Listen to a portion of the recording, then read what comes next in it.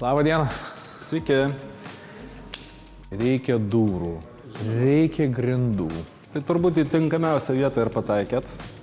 Pasiūlysim ir grindis, ir duris. Tai mūsų vis tiek yra prioritetai šeimos vaikai, kurie viską naikina, greuna, sprogdina, degina.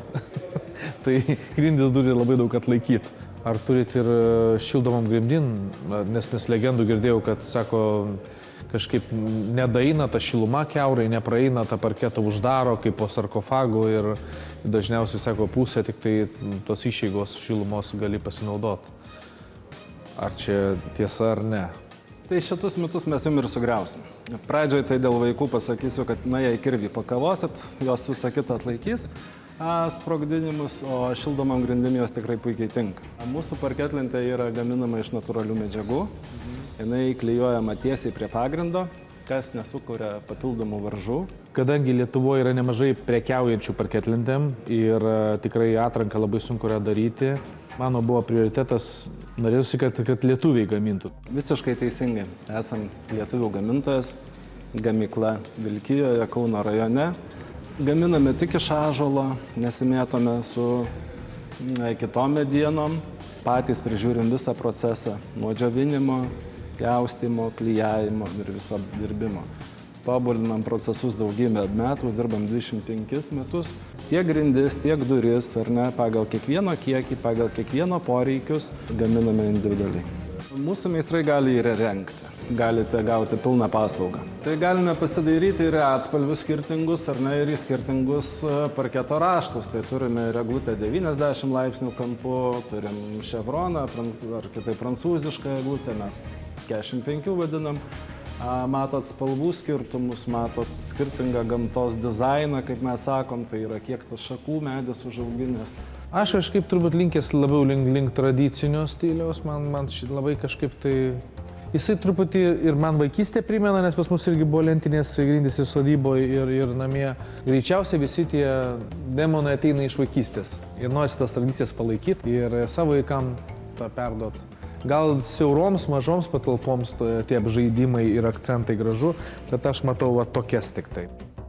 Kai kurios šeimos moteris, kaip ir mano brangiausioji, sakys, o tai kodėl čia turbūt iš skirtingų pakuočių paimtos lentos, kodėl jos visos ne vienodos spalvos, čia važiuok balta, o ten ruda, aš tai noriu tokios spalvos.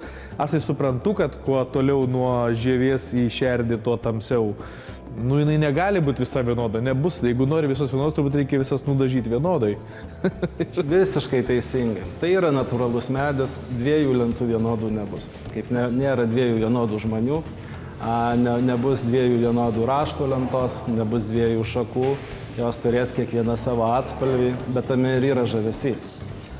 Jeigu lyginsime su dirbtiniam dangom, tai yra nupiešiamas raštas ir jos atsikartoja kas 6-8 lentutes. Čia norėdamas taip nepadarysi, nes nebus. Kita vertus, dirbtinės dangos piešia irgi medį. Bet jausmo, kuriuos jūs vaikščiosit, nenupiešia.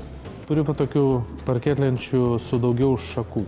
Turim net 5 skirtingus lygius, ar ne, mes kaip išrūšiavę ąžuolas neužauga be šakų.